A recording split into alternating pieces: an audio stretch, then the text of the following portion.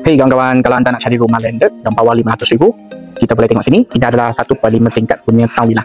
So untuk sini depan dia adalah satu peti surat dengan satu tempat sampah, dan sini you boleh letak satu kereta dekat depan, satu kereta dekat belakang. So memang boleh letak dua. So untuk yang ni dia adalah upper unit. So masuk, ini dia ada satu foyer punya tempat, dan kita naik staircase.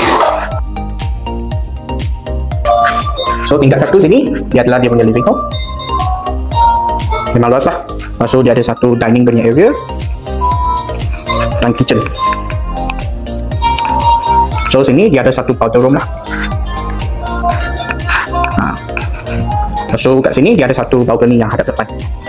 Untuk unit ni dia ada dua balcony lah, satu dekat depan, satu dekat belakang. Okay, so ini untuk tingkat satu. So kita naik pergi tingkat dua. So sini tingkat dua. Ini bilik ketiga. Boleh muat untuk super single ataupun queen. Ini bilik dua. So dua design pun kita buat, satu queen size, satu super single. Dan belakang sini dia ada connect satu balcony yang besar. Memang luas lah balcony ni. Lepas tu kita tengok bilik air kedua. Ini lah. Lepas tu bilik master. So bilik master dia pun besar, dan dia ada full height punya window.